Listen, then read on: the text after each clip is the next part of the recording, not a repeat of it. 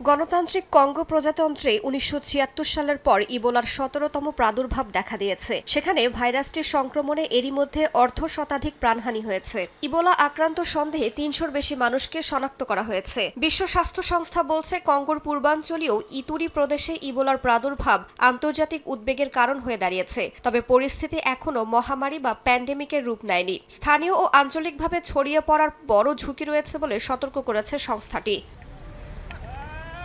কঙ্গোয় ছড়িয়ে পড়া প্রাণঘাতী ইবোলা ভাইরাসের সংস্পর্শে এসেছেন কয়েকজন মার্কিন নাগরিকও। যুক্তরাষ্ট্রের রোগ নিয়ন্ত্রণ সংস্থা সিডিসি জানিয়েছে, তারা পরিস্থিতি মোকাবিলায় অংশীদারদের সঙ্গে কাজ করছে এবং আক্রান্ত অঞ্চলে থাকা কিছু মার্কিন নাগরিককে সরিয়ে নেওয়ার প্রক্রিয়াও চলছে।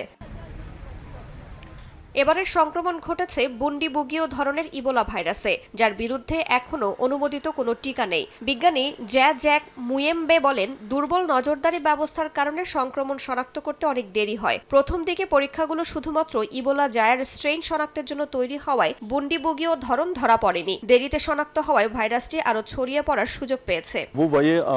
এই প্রাদুর্ভাব খুব দেরিতে শনাক্ত হয়েছে। কেন? কারণ যখন প্রথম রোগী শনাক্ত হয় তখন নমুনা সংগ্রহ করে বিভিন্ন পরীক্ষাগারে পাঠানো হয়েছিল, যেমন বুনিয়া ল্যাবরেটরিতে। এটি বিশ্বব্যাংকের সহায়তায় উন্নত করা একটি অত্যাধুনিক ল্যাব, যা আইএনআরবির চেয়েও বড়। কিন্তু সেখানে ২০১৮ সালের প্রাদুর্ভাবের সময় ব্যবহৃত প্রযুক্তি ব্যবহার করা হয়েছিল। তখন আমরা জিএন এক্সপার্ট নামে একটি যন্ত্র ব্যবহার করতাম, যেখানে ইবোলা জায়ার শনাক্তের জন্য বিশেষ কার্টিজ ছিল, আর সেই কার্টিজগুলো ইবোলা বুন্ডিবুগিও ধরতে পারেনি।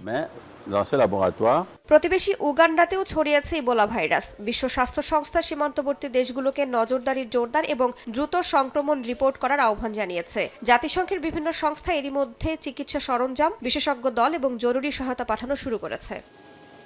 রাইসা জান্নাত, সময় সংবাদ।